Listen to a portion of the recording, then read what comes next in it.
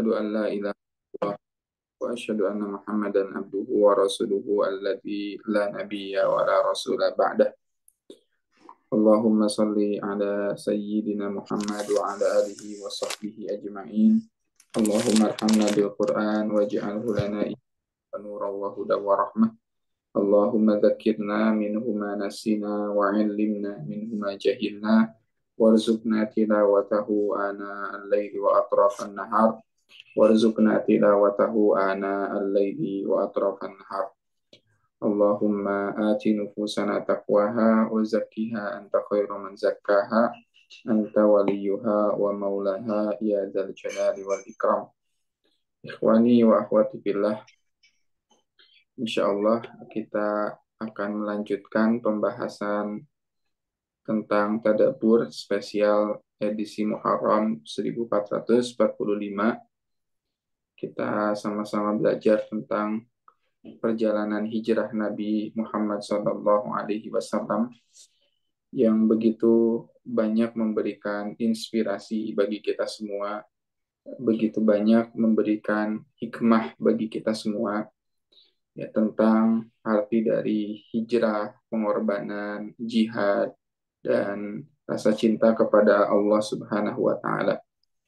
Maka di pertemuan kedua ini, insya Allah kita akan membahas beberapa pembahasan.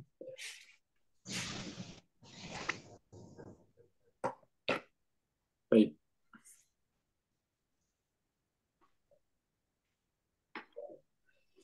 Insya Allah pada kesempatan hari ini kita akan membahas tentang kelanjutan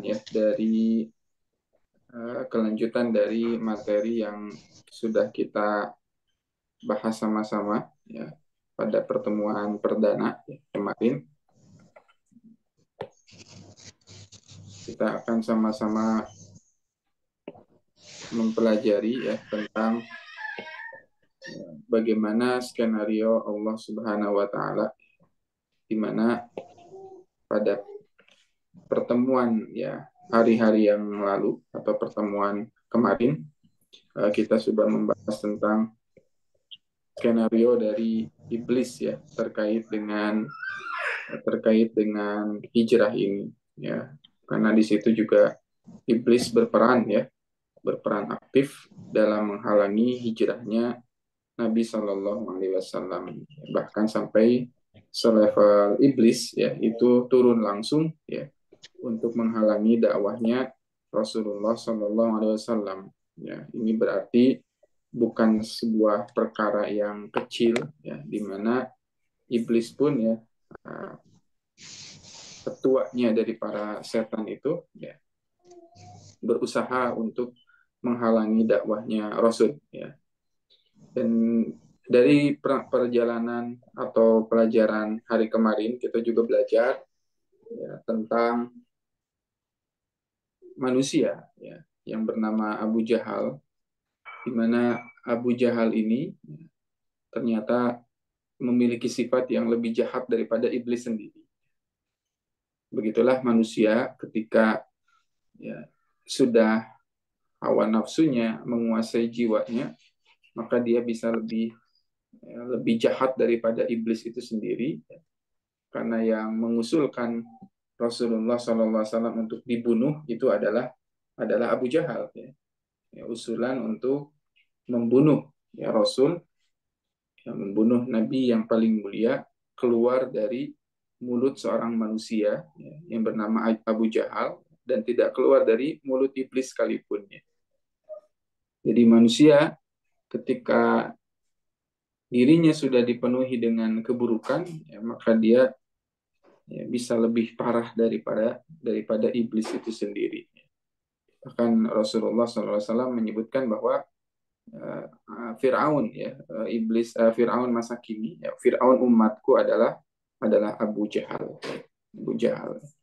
Baik, setelah kita membahas, ya, di pembahasan hari kemarin tentang skenario iblis dan Abu Jahal, ya, wa makaru wa makarallah wallahu khairul makirin, ya, orang-orang kafir, ya, iblis, Abu Jahal membuat sebuah rencana.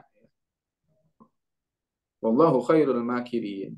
Dan sesungguhnya Allah itu sebaik-baik pembuat rencana. Maka setelah ya, peristiwa itu terjadi, ya, rencana tipu muslihat mereka, ya, mereka sampaikan, ya, mereka putuskan dalam rapat, akhirnya mereka pun mengeksekusi. Ya. Dan Allah tentunya tidak akan membiarkan rencana-rencana orang kafir itu ya, berjalan, ya, bisa tereksekusi dengan baik. Bahkan disifatkan ya luar biasanya tipu daya orang kafir itu ya, di dalam Quran surat Ibrahim sampai dijelaskan oleh Allah wa in kana makruhum litazula minhul jibal.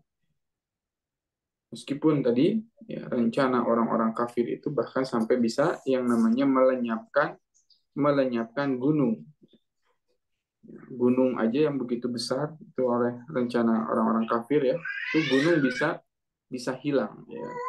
Dalam makna ya sebenarnya dan juga dalam makna kiasan. Makna sebenarnya ya hari ini pun kita saksikan bagaimana orang-orang kafir itu yang merusak bumi ini, mengeksploitasi ya alam semesta, menjual tanah Indonesia ya dengan luar biasa, sehingga hilanglah ya sumber daya kita ya, dijual ya, dikorupsi dan sebagainya. Gunung yang tadinya ada itu bisa hilang. Itu makna sebenarnya. Makna kiasannya adalah mereka bisa membuat tipu daya, makar yang sangat luar biasa, membuat berita yang sangat bohong ya. Tadi berita yang benar pun bisa menjadi salah dan berita salah bisa menjadi benar ya. Ya, makar orang kafir. Tapi ketahuilah bahwa wa makaru wa makarallah ya. Orang kafir membuat makar, membuat tipu daya, ya, tapi ingatlah ya, Allah pun membuat tipu daya. Wallahu khairul makirin, dan sesungguhnya Allah lah yang akan ya membuat tipu daya, sebaik-baik pembuat tipu daya. Maka disampaikanlah oleh Allah Subhanahu wa taala kepada malaikat Jibril tentang rencana mereka yang ingin membunuh Rasulullah Shallallahu alaihi wasallam di tempat tidurnya, di rumahnya pada malam hari ya. Kemudian disampaikan kepada Jibril. Lalu Jibril pun akhirnya menyampaikan kabar itu kepada Nabi Muhammad Shallallahu alaihi wasallam. Ya, wahai Muhammad, ya kata Jibril, janganlah malam ini kamu tinggal atau tidur di tempat tidurmu, karena sesungguhnya orang-orang kafir ya, akan membunuhmu. Ya.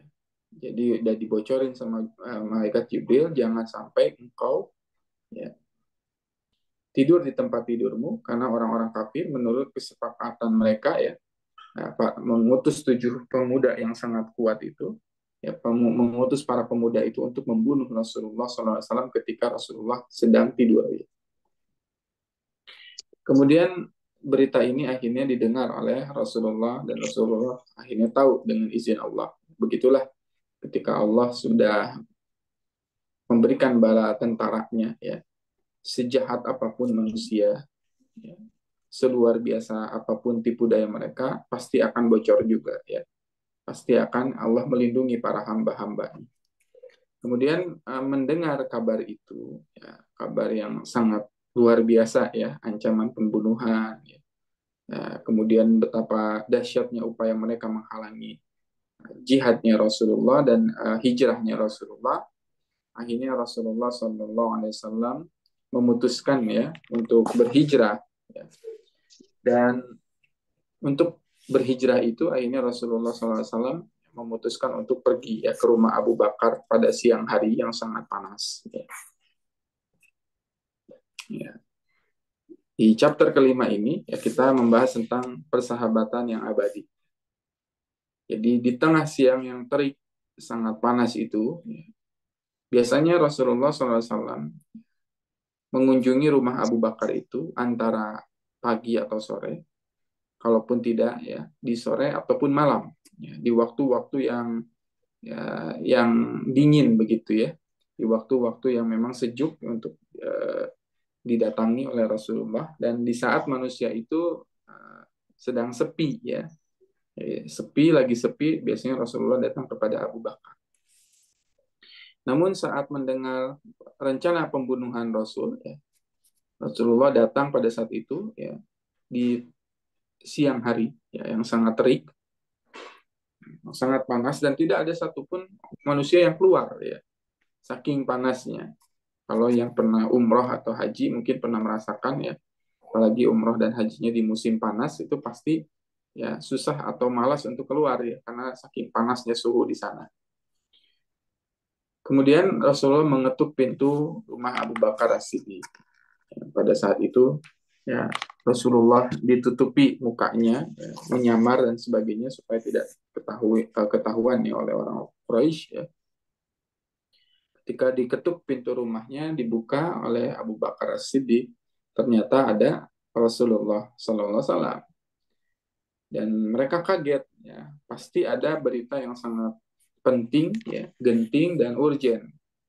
Betul-betul berita yang sangat sepertinya mendesak sekali ya, penting sekali, sehingga Rasul itu harus datang di siang hari yang sangat panas itu. Ya. Karena kalau beritanya tidak penting, jadi Rasul bisa datang sore hari atau malam hari.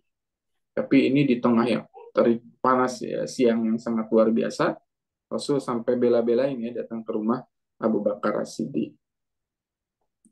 Kemudian kalau kita lihat ya di dalam sirah, Abu Bakar kemudian bertanya kepada Rasulullah SAW, ya Rasulullah, kira-kira apa yang membuat engkau datang ke rumahku dalam keadaan seperti ini? Berarti ada berita atau kabar yang sangat penting sekali. Ya. Kemudian Rasulullah SAW memerintahkan kepada Abu Bakar As-Siddiq untuk akhriju min endik, keluarkanlah orang-orang yang ada di sisimu. Ya. Di rumah ini ada siapa aja begitu ya. Ya, tolong keluarkan ya, orang-orang yang ada di dalam rumahmu. Ya, karena aku ingin memberitakan, ya, memberitahu sebuah kabar yang sangat penting. Ya. Di sini Rasulullah khawatir, ya, khawatir kalau berita ini bocor, ya, berita ini bocor kemana-mana sehingga proses hijrahnya Rasul akhirnya jadi batal, ya, khawatir. Kemudian kata Abu Bakar As-Siddiq, ya Rasulullah, di rumah ini tidak ada siapapun ya kecuali dua orang ini. Ya. Dua orang adalah Aisyah radhiyallahu anha dan Asma binti Abu Bakar. Ya, dua anaknya Abu Bakar ya, yaitu Asma dan Aisyah ya radhiyallahu anha. Mereka adalah keluargamu ya, kata Abu Bakar. Ini mereka berdua adalah keluarga engkau ya. Jadi insya Allah pasti aman ya berita ini ya.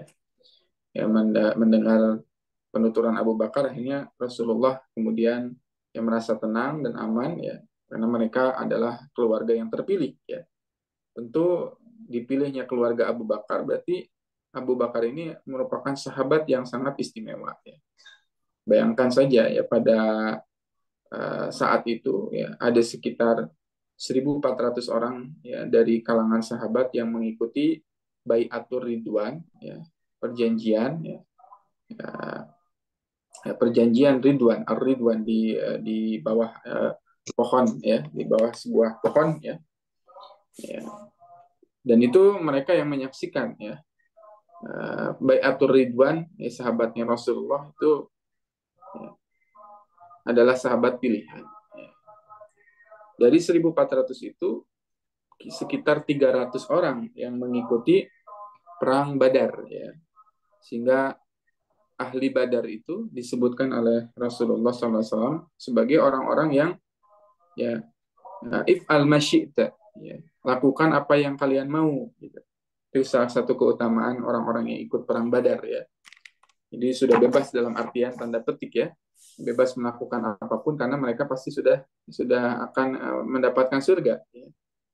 Karena pengorbanan mereka di perang Badar yang sungguh luar biasa. Dari sekitaran 300 itu 10 sahabat yang betul-betul ya dijamin masuk surga.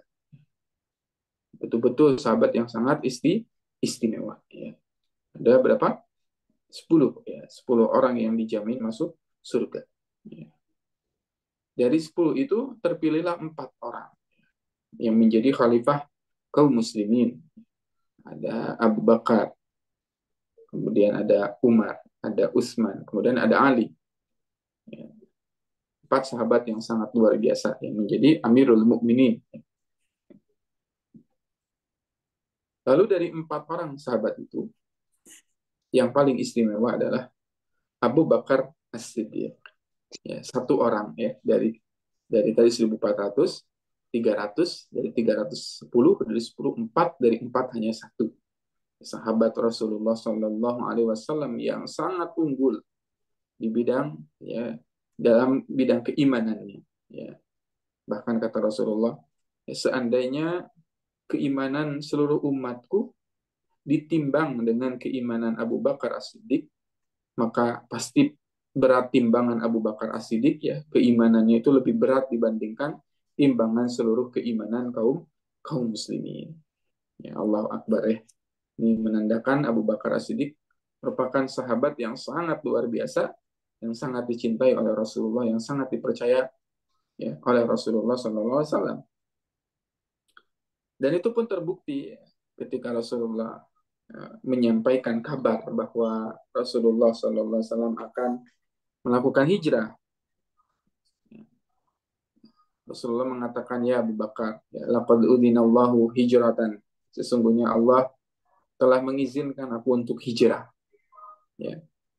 Lalu respon yang dilakukan oleh Abu Bakar As-Siddiq adalah menangis ya, terseduh-seduh, menangis sangat dahsyat dan memeluk Rasulullah Shallallahu Alaihi Wasallam. Ya, luar biasa ya. Ya, responnya adalah memeluk ya, Rasulullah dan menangis ya karena sangat-sangat bahagia min syiddatil farah. Ya, sangat-sangat bahagia ya, Abu Bakar As-Siddiq itu bisa membersamai Rasulullah untuk hijrah ya. Karena Rasulullah mengajak Abu Bakar berdua saja, berduaan ya untuk hijrah. Di saat semua kaum muslimin pada saat itu sudah pergi hijrah ya ke Madinah, tinggal Rasulullah dan Abu Bakar saja di Mekah ya. Rasulullah suatu ketika Abu Bakar pun sebenarnya sudah dari awal sudah mau hijrah dari awal ya ke Madinah, tapi Rasulullah selalu menahan-nahannya ya, jangan dulu hijrah, jangan dulu hijrah. Dan Abu Bakar pun tahu ya, ya pasti Rasulullah ingin hijrah bersama Abu Abu Bakar. Bahkan sampai Abu Bakar sudah mempersiapkan ya dua tunggangan, 2 ekor unta dan sebagainya. Ya, diisi dengan perbekalan supaya nanti suatu saat Rasulullah SAW ya akan hijrah sudah siap ya kendaraannya. Begitulah Abu Bakar As-Siddiq. Keimanannya luar biasa. Ya belum Rasulullah perintahkan sudah menyiapkan segala keperluan Rasulullah SAW. Dan Rasulullah dan Abu Bakar As-Siddiq mendengar kabar Rasulullah akan hijrah. Abu Bakar As-Siddiq menangis sangat dahsyat. Abu Bakar As-Siddiq menangis dengan terseduh-seduh saking bahagianya. Kenapa? Ya, menangis bahagia ya karena Abu Bakar As-Siddiq tahu ya Rasulullah SAW itu selalu disakiti ketika di Mekah. Ya, Rasulullah selalu disakiti ya oleh orang-orang kafir Quraisy, dianggap gila, dianggap penyihir, dianggap tukang dusta, ya. Dianggap tukang tenung, ya, disakiti dengan verbal, ya. Disakiti fisiknya, ya. Ya. Ditumpahkan kotoran ya, hewan ketika Rasulullah sedang sholat, ya. Dijerat lehernya ya, oleh tali yang sangat kasar ketika sholat. Ya. Ya, luar biasa ya disakitinya Rasulullah SAW oleh kaum Quraisy pada saat itu. Sehingga ketika ada kabar Rasulullah akan hijrah, ya berarti tandanya ya, Rasulullah akan ya, terminimalisir ya orang kafir untuk menyakiti Rasulullah SAW. Dan ini yang membuat Abu Bakar As-Siddiq sangat bahagia. Ya, ya sampai-sampai Ummul Mukminin Aisyah radhiyallahu anha berkata pada saat itu, saya tidak pernah melihat seseorang yang menangis ya menangis dengan bahagia ya meneteskan air mata karena saking bahagianya pada hari itu melainkan Abu Bakar As-Siddiq ya dan tidak pernah kata Aisyah radhiyallahu anha, aku melihat seseorang menangis karena bahagia sedahsyat menangisnya Abu Bakar As-Siddiq pada saat itu. Padahal kita tahu ikhwani wa akhwati fillah, ya, perjalanan hijrah itu adalah perjalanan yang luar biasa, ya. Penuh dengan ujian, penuh dengan tantangan, rintangan, bahkan pada saat itu kepalanya Rasulullah SAW dihargai, ya, dengan ada yang mengatakan 100 onta, ada yang mengatakan 1000 unta. Ya.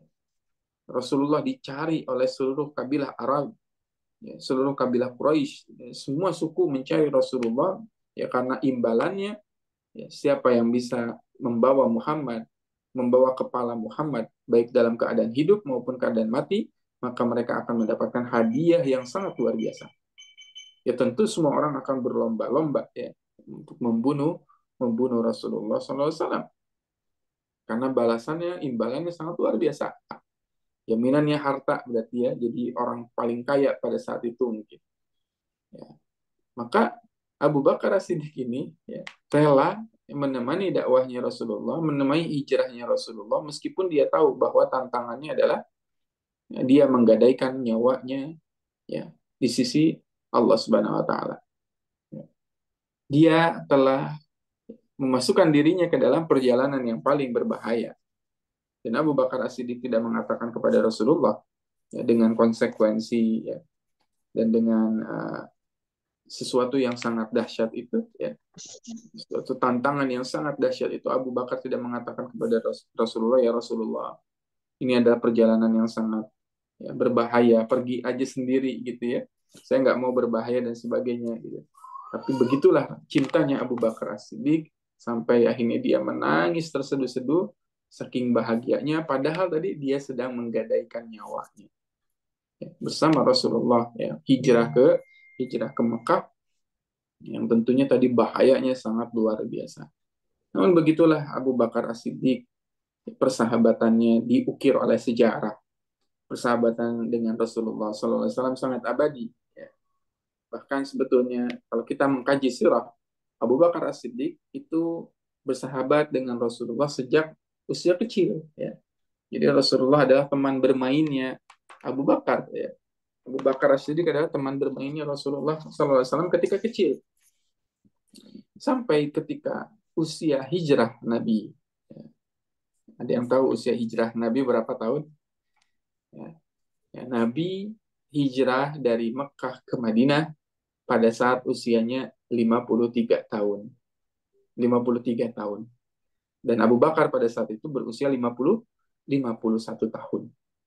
Ya, kita bayangkan, ya, kalau di Indonesia mungkin usia segitu 53, 51, kakek-kakek, ya, usia kakek-kakek. Tapi begitulah Rasulullah SAW di usia 53 tahun. Bayangkan, tubuhnya masih sangat kuat. Abu Bakar As-Siddiq pun sama, tubuhnya masih sangat kuat untuk hijrah. Bayangkan jalan kaki dari Mekah menuju Madinah. Dari Mekah menuju Madinah. Ya. Jangan bayangkan, ya, hari ini pun sama. Ya, kalau kita pergi, ya, umroh dari Mekah ke Madinah itu naik bis itu bisa sampai 6 jam. Naik bis, ya. Dan di tengah perjalanan kan padang pasir, ya, padang pasir yang sangat gersang dan sebagainya, walaupun sekarang ada kereta cepat, ya, sekitar 2 jam, ya, bisa sampai gitu. Tapi kalau kita jalan kaki bisa dibayangkan, dan pada saat itu zaman itu kan belum canggih seperti sekarang, ya. Maka perjalanan ke Mekah, menuju Madinah harus ditempuh beberapa hari, yang kalau mengikuti jalur normal itu kan harusnya dari Mekah ke Madinah itu menempuh jalur utara, ya, normalnya itu. Tapi apa yang Rasulullah pilih, ini cerdasnya Rasul, ya, karena Rasul tahu kalau mengikuti jalur utara itu pasti orang-orang kafir, ya, bisa menemukan Rasul, ya, bisa menemukan Rasul, ya. Akan tetapi, ya, Rasulullah SAW akhirnya pergi menuju jalur ke selatan, ya, pergi menuju jalur selatan, ya. Berarti rintangannya semakin luar biasa karena jalur selatan itu ada jalur pegunungan. Baik, saya terlewat satu bagian, ya, di mana tadi, sebelum Rasulullah berangkat dengan Abu Bakar As-Siddiq, Ya, Rasulullah pun akhirnya menyusun ya konspirasi ya, menyusun rencana strategi dengan Ali bin Abi Thalib ya, ya untuk mengulur waktu orang-orang Quraisy ya, dan mempersiapkan pada malam harinya untuk segera pergi meninggalkan Madinah ya, Mekah. Maka Ali bin Abi Thalib dan Rasulullah SAW membuat rencana di mana Ali bin Abi Thalib yang menggantikan ya, harus menggantikan ya, Rasulullah di tempat tidurnya supaya orang-orang kafir itu menyangka bahwa Rasulullah ada di rumahnya ya, di rumahnya. Dan kita pun bisa melihat ini hikmah dari seorang pemuda yang sangat berani ya, di mana Ali bin Abi Thalib pun rela ya, dalam artian ya, mempertaruhkan nyawanya ya, karena bisa saja mereka langsung menusuk ya, menusuk Ali bin Abi Thalib ketika tidur. Tapi Rasulullah bersabda kepada Ali, janganlah khawatir ya. Ya, kalian kamu akan aman ya, yang akan disakiti adalah aku ya. Jadi ada jaminan dari Rasulullah bahwa Ali bin Abi Thalib tidak akan dibunuh. Tapi belum rencana itu berlangsung ya, berjalan. Yang terjadi adalah di malam hari itu rumah Rasulullah SAW sudah dikepung ya, sudah dikepung ya oleh orang-orang kafir, dikepung, dikumpulkan ya. Mereka sudah menyergap rumahnya Rasulullah, dan yang namanya sudah disergap pada malam hari ya nggak bisa Rasulullah keluar kan ya, udah dikepung ya, udah ya betul-betul dari arah depan belakangnya sudah dikelilingi oleh orang-orang kafir yang siap membunuh Rasul. Lalu ya, pertolongan Allah Subhanahu wa taala kembali datang kepada Rasulullah. Skenario Allah kembali datang ya, di mana akhirnya Rasulullah Shallallahu alaihi wasallam ya, mengambil segenggam tanah ya, diambil segenggam tanah ya, debu gitu ya, nah, di bawah. Kemudian Rasulullah Shallallahu alaihi wasallam ya membaca surat Yasin ya, Yasin wal Qur'anil Hakim innaka laminal mursalin ala siratal mustaqim tanzilal azizir rahim, sampai kepada ayat wa ja'alna min baini aydihim saddan wa min khalfihim saddan fa aghshaynahum fahum la yubsirun ya. Rasulullah keluar dari rumahnya kemudian membaca Yasin, ditaburkan ya debunya ya, itu tanah itu ditaburkan ke langit ya, sehingga orang-orang kafir Quraisy pada saat itu ya fahum la yubsirun, tidak bisa melihat Rasul. Ya, waja'alna min baini aidihim saddan, kami jadikan di antara mereka saddan, ada benteng penutup, wa min khalfihim saddan ya. Nah, ada juga benteng-benteng tadi ya, yang tidak bisa dilihat akhirnya ya. Fahum la yubsirun, sehingga mereka tidak bisa melihat Rasulullah sallallahu alaihi wasallam. Padahal mereka sangat menanti-nanti nih Rasul keluar gitu ya. Ya ternyata tadi ditaburi oleh Rasulullah pasir ya. Sehingga uh, ada seorang yang mengatakan, kalian sedang menunggu siapa gitu kan ya.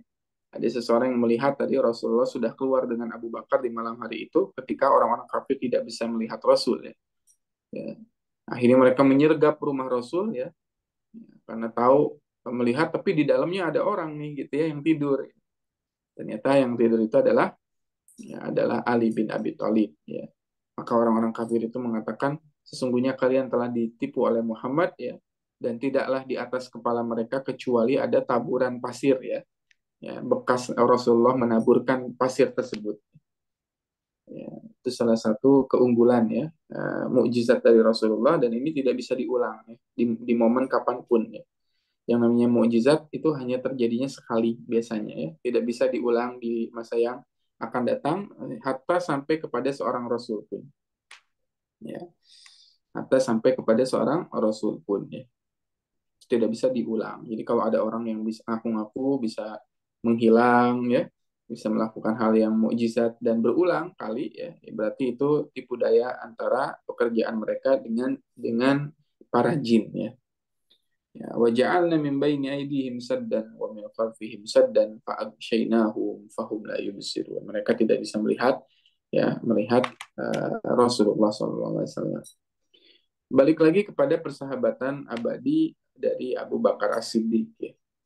Kemudian mereka akhirnya menempuh perjalanan yang sangat membahayakan itu. Abu Bakar As-Siddiq bersama Rasulullah berdua saja pergi menuju Gua Sur. Ya. Karena Gua Sur itu adalah gua yang paling terdekat ya, menjadi tempat pemberhentian ya. Rasulullah SAW menuju Madinah ya. Pemberhentiannya di Gua Sur, dan Gua Sur itu ada di puncak gunung, dan gunungnya jangan dibayangkan seperti gunung di Indonesia ya. Kalau di Indonesia kan gunungnya itu banyak pepohonan ya.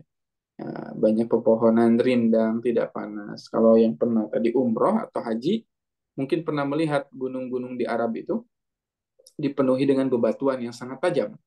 Ya, batu-batunya sangat tajam, kerikil dan sebagainya, itu luar biasa. Dan Abu Bakar As-Siddiq radhiyallahu an, dalam sirah juga kita bisa melihat ketika perjalanan ya, membersamai Rasulullah ketika hijrah, Abu Bakar As-Siddiq itu selalu ya mondar mandir ya, kadang ke kanan, kadang ke kiri, kadang ke depan, kadang ke belakang, maju ke kanan ya, kiri, depan, belakang ya. Di depan Rasulullah SAW. Sampai Rasulullah pun mengatakan kepada Abu Bakar, ya Abu Bakar, janganlah engkau seperti itu ya.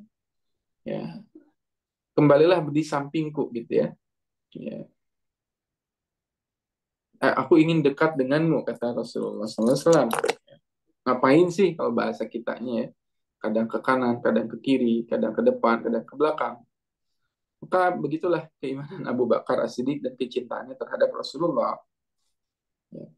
Abu Bakar mengatakan kepada Rasulullah, ya Rasulullah, sesungguhnya aku khawatir musuh itu akan datang dari arah kanan, ya, karena kita sedang berada dalam kondisi yang sangat berbahaya.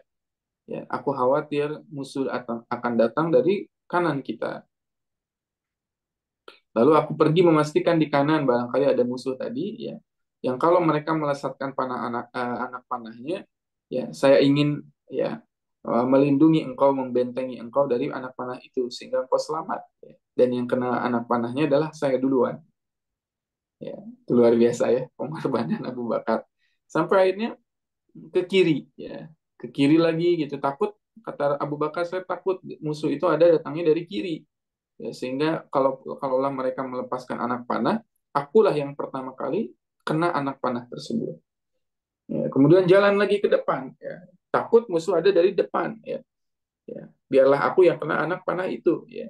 Dan engkau yang selamat. Dia mundur lagi ke belakang. Ya. Takut musuh itu ada dari belakang. Ya. Dia takut musuh itu menyergap Rasulullah, dan kita tidak pernah tahu, kata Abu Bakar, musuh itu akan datang dari mana. Ya. Luar biasa. Ya. Keimanannya Abu Bakar As-Siddiq radhiyallahu an, kecintaannya kepada Rasulullah sallallahu alaihi wasallam. Ya, ya, Masya Allah, tabarakallah. Ya, kalau kita maukah mengorbankan nyawa kita untuk sahabat kita yang terbaik, ya.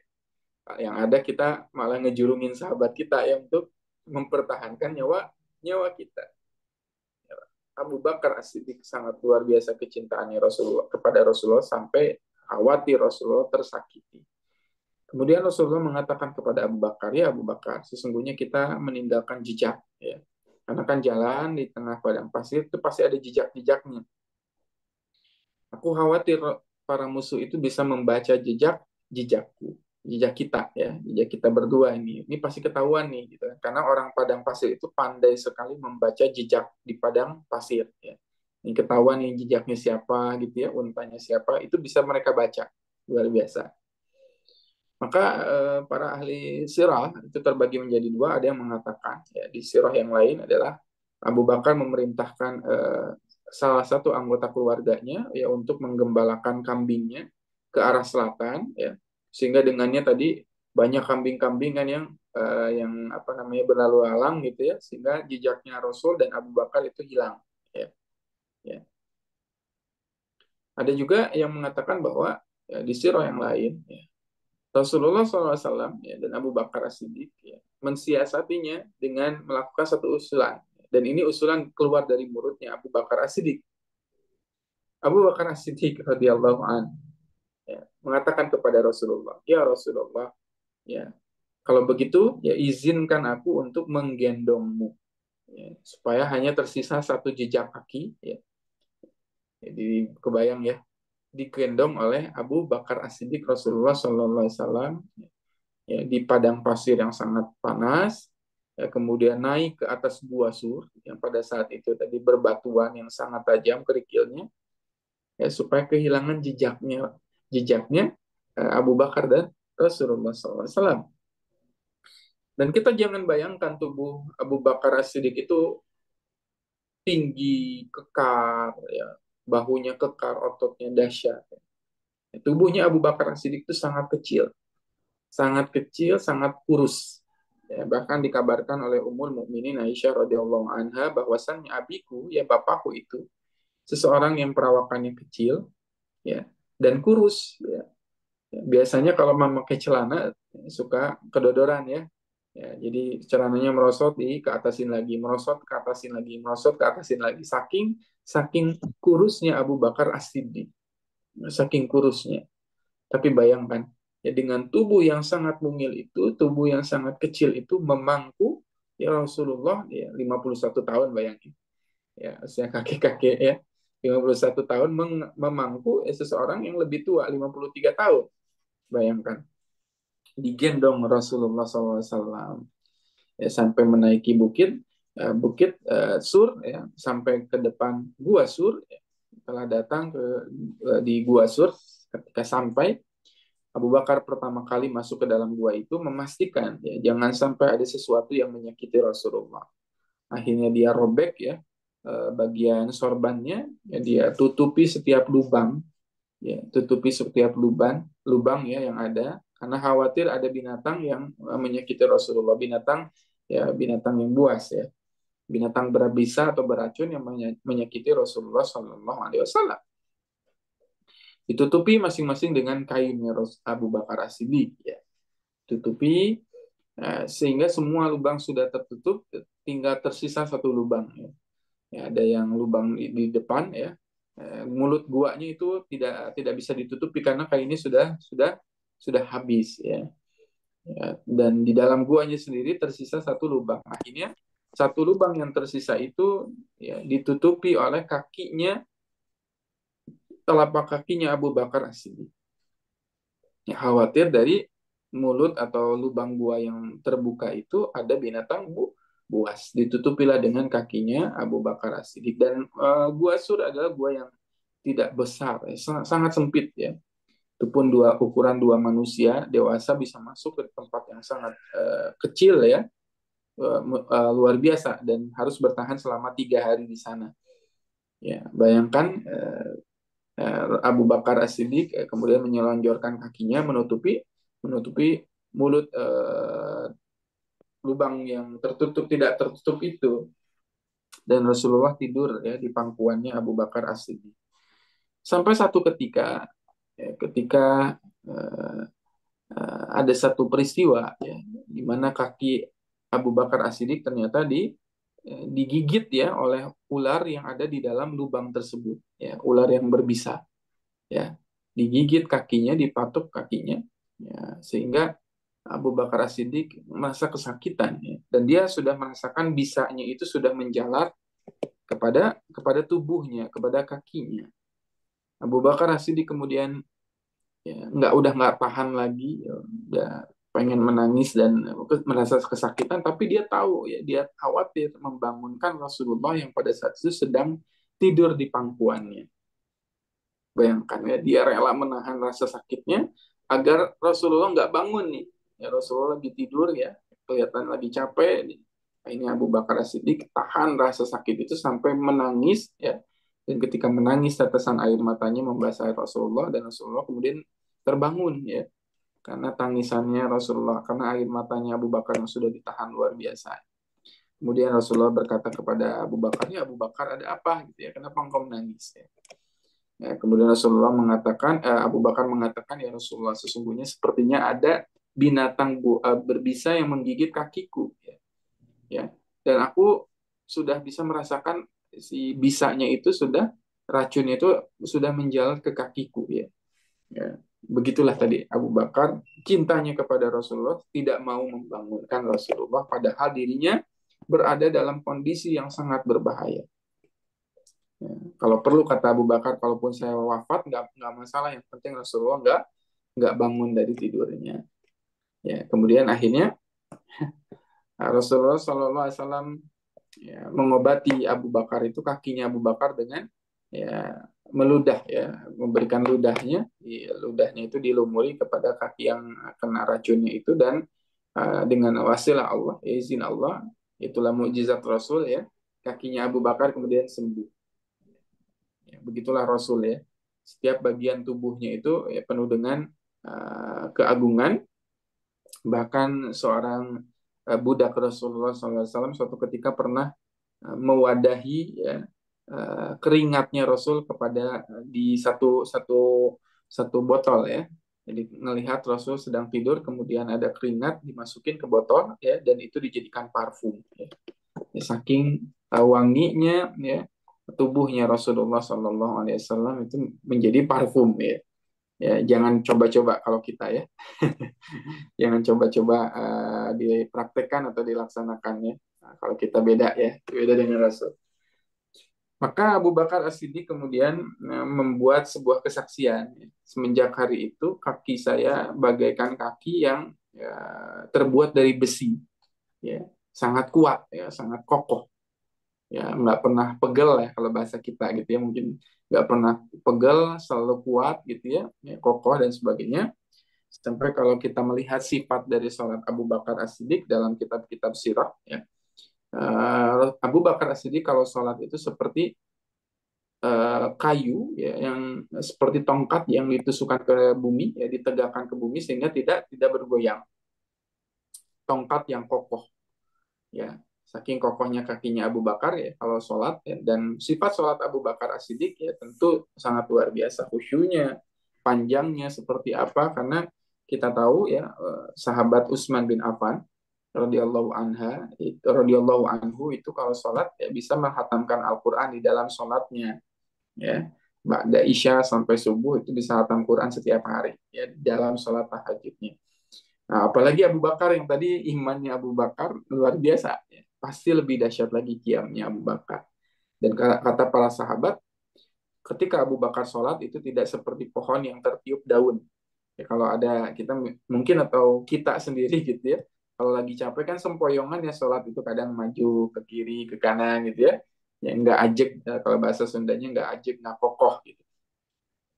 Nah, begitulah Abu Bakar As-Siddiq yang mendapatkan doa dari Rasulullah SAW. Dan ingat ketika pertama kali sampai di Gua Sur, ya, perkataan yang dikatakan Abu Bakar As-Siddiq kepada Rasulullah, ya Rasulullah istirahatlah, barangkali engkau capek, ya, engkau udah menempuh perjalanan yang sangat capek gitu ya, silakan istirahat.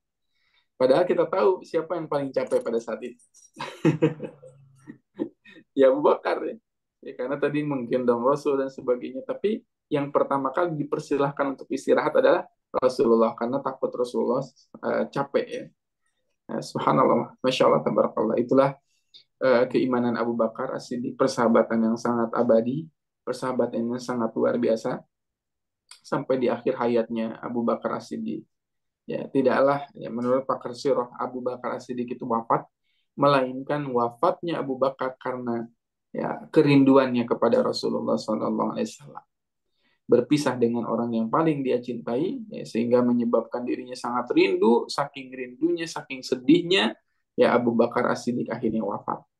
Saking ingin bertemu dengan Rasulullah SAW, ya, saking cintanya kepada Rasulullah tidak bisa hidup ya berlama-lama dengan di dunia ini ingin bertemu dengan Rasulullah sampai akhirnya Abu Bakar As-Siddiq radhiyallahu anha meminta wasiat ya meminta izin kepada anaknya sendiri ya Aisyah radhiyallahu anha kalau boleh saya ingin dikuburkan di samping makamnya Rasulullah sallallahu alaihi wasallam di samping makamnya Rasulullah sallallahu alaihi wasallam yang mana tadinya jatahnya itu jatah Aisyah radhiyallahu anha ya.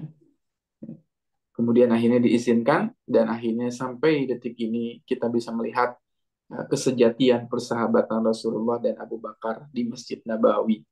Ya, setiap kita masuk ke Raudhah, kita bisa melihat ya kuburan Nabi, ya, di sampingnya ada ya, sahabatnya Rasulullah yang paling mencintai Rasulullah SAW, yaitu Abu Bakar As-Siddiq, ya, sampai detik ini ya berbaringan ya. Ya, posisi makamnya dekat dengan Rasulullah SAW. Itulah persahabatan yang luar biasa. Ikhwani wa akhwati fillah, dari peristiwa hijrah kita pun belajar tentang memiliki persahabatan yang sama-sama ya. Sahabat bersahabat karena Allah, ya, bersahabat dalam ketaatan. Sudahkah kita memiliki sahabat-sahabat yang seperti itu ya? Yang rela tadi ya, berbagi ya, rela kemudian tadi saling berkorban dan sebagainya. Itulah persahabatan abadi yang dicontohkan oleh Abu Bakar As-Siddiq kepada Rasulullah Sallallahu Alaihi Wasallam. Dan di chapter ke-6, bagian ke-6, kita akan belajar tentang pengorbanan yang abadi. Ya. Hijrah bukan tentang berpindah saja. Ya. Hijrah bukan tentang pergi ke satu tempat, tapi hijrah itu juga berbicara tentang pengorbanan. Pengorbanan yang sangat abadi. Ya, karena dalam setiap langkah kita hijrah itu pasti butuh pengorbanan. Ketika kita mau meninggalkan sesuatu karena Allah, pasti butuh pengorbanan. Ya, mengorbankan sesuatu yang paling kita cintai, paling kita sayangi, sesuatu yang sangat kita ya banggakan barangkali, sesuatu yang sangat kita betul-betul nantikan kehadirannya, itu semua harus dikorbankan ketika kita berjihad, ketika kita berhijrah. Maka kita bisa melihat ya bagaimana hijrah Rasulullah SAW itu mengajarkan kepada kita berbagai macam pengorbanan.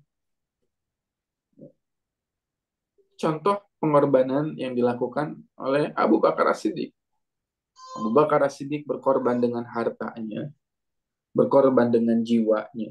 Ya, jiwanya sendiri bahkan dijadikan ya pengorbanan ya kepada Rasulullah SAW.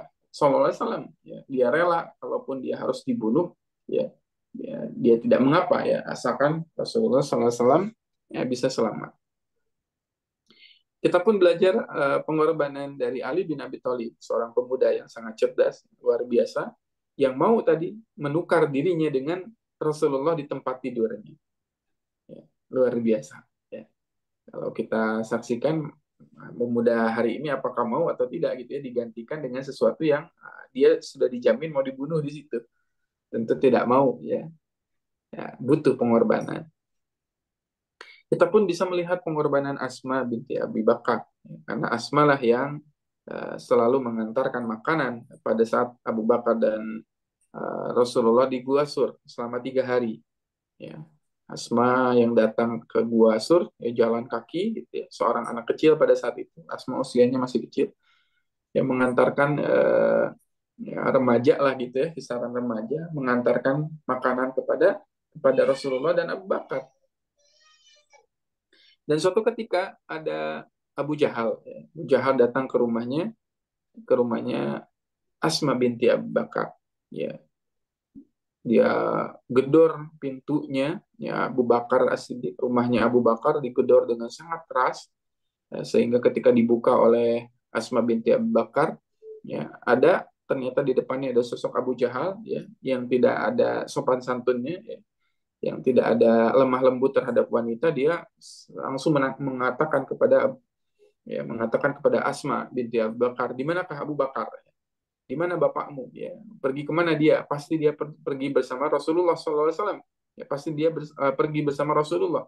Ya, pasti dia pergi bersama Muhammad. Gitu. Dan apa yang terjadi? Ikhwani wa akhwati fillah. Asma binti Abu Bakar pada saat itu ditampar oleh Abu Jahal dengan tamparan yang sekeras-kerasnya.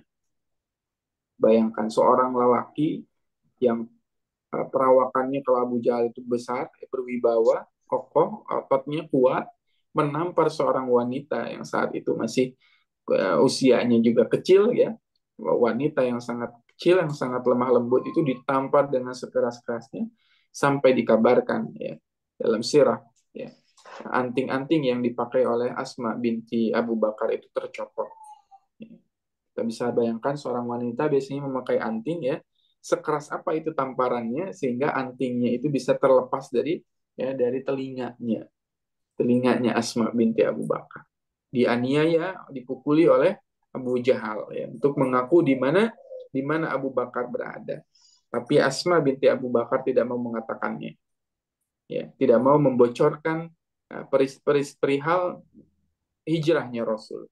Di situ ada pengorbanan untuk tidak berbicara ya terkait dengan strategi ya rencana hijrahnya Rasul. Ya, ya, luar biasa Asma binti Abu Bakar. Sampai-sampai suatu ketika bapaknya Abu Bakar As-Siddiq radhiyallahu an, ya, yang bernama Abu Kuhafah, ya. Ya, Abu Kuhafah datang ya kepada Asma binti Abu Bakar ya karena mendengar desas-desus bahwa Abu Bakar telah hijrah ya bersama Nabi. Abu Kuhafah yang pada saat itu sudah tua ya usianya, ya, sudah buta, tidak bisa melihat ya, datang kepada Asma, ya, kepada Asma binti Abu Bakar ya, memastikan cucu-cucunya bagaimana kondisinya dan sebagainya. Ya, kemudian Abu Kuhafah bertanya kepada Asma binti Abu Bakar, ya, kira-kira apa yang ditinggalkan oleh bapakmu? Ya, yang sampai dia meninggalkan kalian dalam keadaan miskin dan sebagainya, tidak meninggalkan harta sepeser pun ya. Karena Abu Kuhafah khawatir ya, cucu-cucunya tadi menderita dengan kepergiannya Abu Bakar.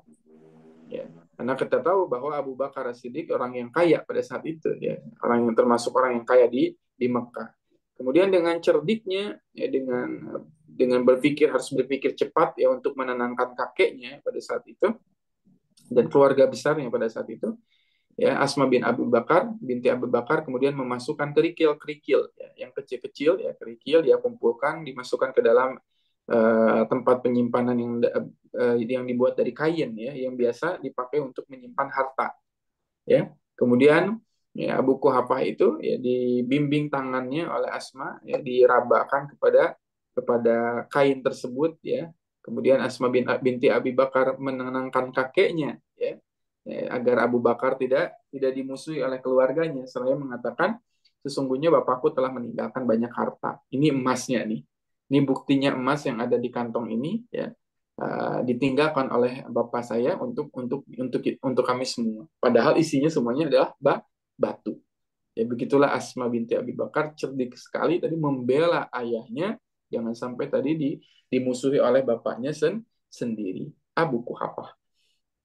Dan ada peristiwa menarik ya di balik Abu Kuhafah ya, karena kita kelak tahu bahwa suatu ketika Abu Bakar pada akhirnya membawa ayahnya Abu Kuhafah di Madinah datang menemui Rasulullah SAW ya, yang pada saat itu kondisinya sudah sangat sepuh ya Abu Kuhafah ini ya karena termasuk orang yang akhir-akhir masuk Islamnya itu ya, datang sudah sangat sepuh ya, dikabarkan jenggotnya itu ibarat kapas ya, saking banyaknya, saking apa ya namanya, kalau kita lihat orang tua ya di Mekah itu ya, banyak yang berjenggot. Nah jenggotnya itu udah kayak kayak kapas ya, putih sekali, sudah tua, sudah tidak bisa melihat ya, dibawa oleh Abu Bakar As-Siddiq kepada Rasulullah SAW ya, di hadapan Rasulullah ya. Perhatikan ya, ketika masuk Islamnya Abu Kuhafah, ya, Abu Bakar mengatakan kepada Rasulullah, ya Rasulullah, sesungguhnya bapakku ingin masuk Islam. Bapakku ingin masuk Islam. Kemudian Rasulullah menjawab, ya, ya Abu Bakar, harusnya kamu nggak usah repot-repot bawa bapakmu yang sudah sepuh ini kepada aku gitu ya. Ya kepada Rasulullah nggak usah dibawa, biar aku aja yang datang kepada Rasulullah, kepada Abu Kuhafah gitu ya. Tapi begitulah indahnya akhlaknya Abu Bakar As-Siddiq dibawa ya bapaknya sendiri ya di hadapan Rasulullah SAW. Lalu ketika Abu Kuhafah menjabat tangannya Rasulullah, ya dipegang tangannya Rasulullah, kemudian bersyahadat di hadapan Rasulullah, Abu Bakar kemudian menangis. Kembali Abu Bakar menangis, ya menangis yang sangat keras sampai ditanya oleh Rasulullah, ya Abu Bakar, apa yang menyebabkan engkau menangis? Ya, kembali jawaban tidak terduga keluar dari mulut Abu Bakar As-Siddiq, ya Rasulullah, sungguh ya aku menginginkan yang menjabat tangan ini ya meskipun harus menggantinya dengan ayahku gitu ya. Ya kata Abu Bakar, aku lebih ridho ya kalau yang menyatakan keislaman di hadapan engkau itu adalah pamanmu. Ali bin Abi Thalib ya. Aku lebih ridho seandainya ya bisa ditukar gitu ya ayahku dengan Abi Thalib ya, maka aku ingin ya yang menjabat tangan engkau itu adalah Abi Thalib, bukan ayahku sendiri. Luar biasa. Perhatikan ya. Ya, bahkan tadi Abi Thalib adalah seseorang yang sangat dicintai oleh Rasul dan wafat dalam keadaan kafir. Ya. Ya. Sedangkan ayahnya sendiri yang masuk Islam, kata Abu Bakar lebih baik diganti dengan Abi Thalib saja gitu ya. Ya lebih cinta mana tadi? Ya, lebih cinta kepada pamannya Nabi sendiri dibandingkan ayahnya. Ya, supaya Rasul lebih cinta, lebih senang gitu ya. Ya lebih mengutamakan tadi dibandingkan ayahnya sendiri ya. Nah, begitulah orang-orang beriman ya, itu bahkan biasanya lebih mendahulukan ya Rasulullah dibandingkan siapa, anaknya sendiri, ayahnya sendiri, ibunya sendiri, ya, keluarganya sendiri, bahkan dirinya sendiri ya, ya dibandingkan dengan kecintaannya terhadap Rasulullah SAW. Ya. Maka kita pun bisa melihat tadi pengorbanan uh, yang lain ya. Ada satu orang yang bernama Suhail atau Suhaib bin Rumi, Ar-Rumi ya. Beliau itu orang Rum, orang Romawi pada saat itu datang ke Mekah dalam keadaan nol ya. Dia tidak memiliki apapun. Ya, dia berjuang di Mekah ya, berusaha sampai akhirnya dia menjadi pedagang yang sangat sukses dan dia menjadi orang yang paling kaya, ya orang yang kaya pada saat itu di Mekah. Ya, ketika ada perintah untuk seruan untuk berjihad, ya maka ia pun merencanakan jihadnya. Ya, dia sudah bawa semua hartanya itu untuk meninggalkan ke Mekah, meninggalkan Mekah. Ini dia bawa hartanya itu. Apa yang terjadi? Orang-orang kafir Quraisy kemudian ya mencegat dia dan mengatakan, wahai Suhail ya, sesungguhnya engkau itu telah mengambil harta kekayaan dari tanah kami ya. Apakah engkau akan membawa semua kekayaanmu itu untuk meninggalkan Mekah ya dan pergi menuju Muhammad di Madinah? Ya kamu nggak tahu diuntung gitu ya, kata orang-orang sana ya, orang Mekah itu, orang Quraisy. Ya, mencari harta di negeri kami, tapi giliran udah sukses ya, mau pergi ke Madinah, mau dibawa hartanya, ya nggak bisa kata mereka. Maka kata Suhail ya, dia mengatakan kepada kaum Quraisy, kalau seandainya saya tinggalkan seluruh harta kekayaan yang saya punya untuk hijrah menuju ke Madinah, apakah kalian mengizinkan? Maka jawaban mereka, ya tentu kami akan mengizinkan. Ya, kata orang Quraisy itu, kami akan mengizinkan kalau kamu meninggalkan semua kekayaanmu di sini. Bayangkan. Dan pada saat itu akhirnya Suhail meninggalkan seluruh harta kekayaannya di Mekah. Dia pergi menuju Madinah dalam keadaan tidak memiliki apapun lagi.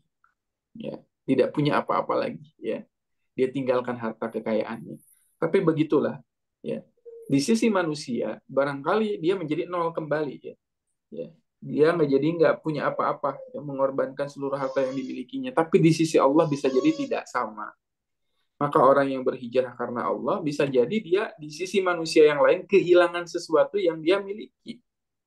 Ya, apakah pekerjaan, ya, dia hijrah dari pekerjaan yang buruk menjadi pekerjaan yang baik. Apakah pertemanan, ya, tadinya temannya banyak, ketika hijrah menuju agamanya Allah, ya, dia ditinggalkan temannya. Ya, apakah keluarga, ketika dia ingin hidup ya, menjalankan syariat-syariat Allah, kemudian dia hijrah, dijauhi oleh keluarganya, hilang dari sisi manusia, tapi di sisi Allah barangkali itu tidak hilang. Ya. Nah, hijrah butuh pengorbanan. Ada kisah yang menarik lagi ya, kisah antara Abu Salamah dan Ummu Salamah. Ya, ketika mereka sudah merencanakan untuk hijrah, ya mereka akan siap-siap hijrah, kemudian ya memiliki seorang bayi ya, bayi yang masih kecil pada saat itu. Kemudian ketika saat hijrah mau pergi, mau berangkat, ya dicegat oleh keluarga besarnya, ya keluarga istri dan keluarga suaminya. Ya mereka saling merebut ya, berebut tentang anaknya karena anaknya nggak boleh pergi ya, nggak boleh pergi ya, ya. Kata keluarga istrinya, ini apakah kamu rela membawa tadi anak-anakmu dan istrimu untuk pergi ke menemui menemui Muhammad gitu ya. Kata keluarga suaminya, ya anak ini kan urusannya suaminya gitu ya. Dan sebagainya akhirnya diperebutkan ya. Si bayi yang mungil ini ditarik saling tarik gitu ya antara kaki dan tangannya ditarik ke sini, ditarik ke sana sampai dikabarkan ya sang anak itu menjadi cacat ya di masa dewasanya ya karena tadi ditarik-tarik ketika bayi ya diperebutkan sampai akhirnya mengalami kecacatan ya. Dan akhirnya pada akhirnya Abu Umamah ya Abu Salamah ya, sampai harus pergi meninggalkan anak dan istrinya dalam keadaan sendirian ya untuk hijrah. Ya, kita bisa bayangkan yang meninggalkan istri yang paling dia cintai, meninggalkan anak yang paling dia cintai, dan berjalan seorang diri dari Mekah menuju Madinah seorang diri. Maka ikhwani wa akhwati billah, ya, hijrah butuh yang namanya pengorbanan. Ya. Apapun dari kita, kalau ingin melakukan sebuah ketaatan, sebuah amal soleh, pasti butuh yang namanya pengorbanan. Kalau kita tidak mau berkorban, ya, untuk amal soleh yang kita lakukan, berarti amal soleh kita ya adalah masih amal soleh yang biasa-biasa saja, ya, masih ala kadarnya, ya. Kalau seseorang sudah berkorban dengan sesuatu yang dia cintai, ya, sampai Allah katakan lan tanalul birra hatta tunfiqu mimma tuhibbun. Belum dianggap sempurna iman seseorang sampai dia itu menginfakkan harta yang paling dia cintai. Chapter ketujuh ya ini terakhir ya bahwa kesimpulan dari sharing kita 2 hari ini bahwa hijrah itu ya, bisa dilalui dengan 3 tahap ya. Yang pertama iman, yang kedua hijrah, dan yang ketiga adalah jihad. Sehingga di dalam Al-Quran Allah Subhanahu wa Ta'ala berfirman, Innal ladzina amanu wa hajaru wa jahadu fi sabilillah ulaika yarjuna rahmatullah wallahu ghafurur rahim. Dalam surat Al-Baqarah. Innal ladzina amanu, sesungguhnya orang-orang yang beriman, maka hijrah tidak bisa dilakukan ketika kita tidak memiliki iman, ketika kita tidak memiliki keyakinan bahwasannya kaidahnya ya, dan para ulama sudah sering menyebutkan bahwa jika kalian meninggalkan sesuatu karena Allah, maka Allah akan memberi ganti yang lebih baik. Jika kalian tadi meninggalkan sesuatu karena Allah, maka yakinilah Allah akan mengganti sesuatu yang kalian tinggalkan itu dengan yang lebih baik. Nah, terkadang seseorang tadi mendapatkan sesuatu yang barangkali besar keuntungannya di sisi manusia, tapi itu tidak diridhoi oleh Allah. Ya, itu haram, itu sesuatu yang haram, itu sesuatu yang tidak baik, sehingga dia akhirnya tinggalkan hal tersebut. Ya, siapa yang menolak sesuatu yang haram, meninggalkan sesuatu yang haram, maka Allah akan ganti dengan yang lebih baik. Ya. Dan di situ butuh yang namanya iman. Orang-orang yang meninggalkan sesuatu karena Allah, ya tidak akan kuat hatinya kalau tidak memiliki iman. Iman itu percaya, iman itu yakin. Maka kalau kita meninggalkan sesuatu karena Allah, maka yakinilah Allah akan mengganti sesuatu itu dengan yang lebih baik. Begitu pula dengan para sahabat. Ya. Ya, kita pun bisa melihat ya kisahnya Utsman bin Affan, ya, Abdurrahman bin Auf yang pada saat itu sudah kaya di Mekahnya, meninggalkan Mekah menuju Madinah dalam keadaan nol kembali, tapi pada akhirnya mereka tetap menjadi orang yang kaya, bahkan lebih ya daripada sebelumnya. Yakinilah ya, setiap segala sesuatu yang kita tujukan kepada Allah, ya Allah akan berikan pertolongan, Allah akan berikan jaminan kepada orang-orang yang selalu yang mau pergi menuju Allah Subhanahu wa Ta'ala. Ya, begitu pula dengan Abu Bakar, ya. Begitu pula bahkan dengan Rasulullah SAW sendiri, ya. Karena imannya luar biasa, ini ya bisa sampai kepada Madinah. Innal ladina amanu wa hajaru. Baru setelah iman itu baru hijrah. Jadi jangan sampai kita tadi hanya hijrahnya saja, tapi belum ada landasan imannya. Ya, ya banyak orang-orang yang hijrah, tapi tidak istiqomah dengan hijrahnya. Ya banyak orang-orang yang tadinya memakai kerudung, ya tiba-tiba lepas kerudungnya. Ya, ya. Allah berikan kadang-kadang contoh ya, apakah public figure dan sebagainya. Mengapa bisa terjadi seperti itu hijrahnya? Ya, kembali lagi kepada uh, Dalam artian setelah dia diberikan hidayah, dia malah balik lagi ke belakang. Ya. Sehingga dalam Quran disebutkan fatazil qadamun ba'da subutiha.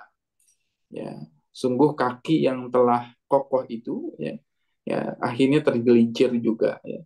Setelah kaki itu kokoh dia kemudian tergelincir. Setelah diberi hidayah kemudian balik lagi ke belakang. Setelah dia hijrah kemudian dia balik lagi kepada perilaku-perilaku buruknya. Kenapa bisa seperti itu? Karena tidak kuat imannya. Sehingga dalam surat Ali Imran Allah Subhanahu wa taala mengajarkan kita sebuah doa, Rabbana la tuzigh qulubana ba'da idh hadaitana. Ya Allah, janganlah Engkau palingkan hati kami meski sejenak saja ba'da idh hadaitana. Setelah Engkau memberikan hidayah kepada kami, petunjuk kepada kami. Jadi kalau kita ingin hijrah dari perilaku buruk ya kepada perilaku yang baik ya, dari segala sesuatu yang buruk dari dosa menuju kepada kebaikan, maka akan sulit dicapai ketika kita tidak menumbuhkan iman di dalam hati kita. Maka perbaiki iman kita, ya setelah iman kita kokoh, insya Allah bisa hijrah. Setelah hijrah bisa jihad. Ya, jihad itu artinya bukan hanya saja konotasi peperangan ya, tapi jihad itu adalah mujahadatullah. Jihad itu adalah kesungguhan ya. Ya, jihad berasal dari kata jahada yujahidu artinya bersungguh-sungguh ya. Sehingga bersungguh-sungguh memberikan semua upaya dikerahkan tenaganya dikerahkan pikirannya waktunya dan sebagainya untuk ibadah kepada Allah, untuk ketaatan kepada Allah ya. Maka kata Allah, orang-orang yang melakukan tiga hal ini, iman, hijrah, imannya selalu diperbaiki, ya, diperbaharui, terus dijaga keimanannya, dikokohkan imannya, dia langsung bisa dari hijrah, ya, dari perbuatan buruk menjadi perbuatan yang baik, ya, dan dia akan istiqomah dalam mujahadahnya, beribadah dalam ketaatan kepada Allah. Ulaika yarjuna rahmatullah. Mereka itulah orang-orang yang mengharapkan rahmatnya Allah. Rahmatullah di situ adalah surga. Ya, rahmat, kasih sayang Allah itu memiliki 53 makna. Yang makna yang paling tinggi kata rahmat itu adalah surga. Mereka itu orang-orang yang mengharapkan surga. Wallahu ghafurur rahim. Sesungguhnya Allah Subhanahu wa taala Maha Pengampun, Maha Penyayang.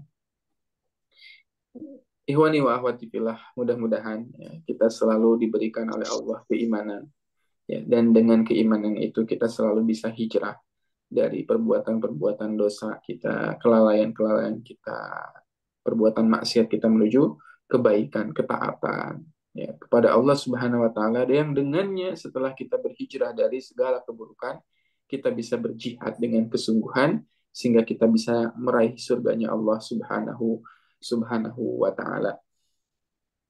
Mungkin ini yang bisa kita sama-sama pelajari ya, terkait dengan peristiwa hijrah ini, ya, hikmah hijrah ini. Sangat banyak sejatinya hal-hal yang barangkali juga tidak bisa kita bahas di sini, ya, karena keterbatasan waktu dan keterbatasan juga ilmu. Ya. Mudah-mudahan sekilas ya terkait dengan peristiwa hijrah ini bisa ya, membuat kita memberikan gambaran kepada kita semua ya untuk sama-sama terus meneladani ya Rasulullah Sallallahu Alaihi Wasallam, meneladani Rasulullah Sallallahu Alaihi Wasallam dalam setiap kesempatan ya.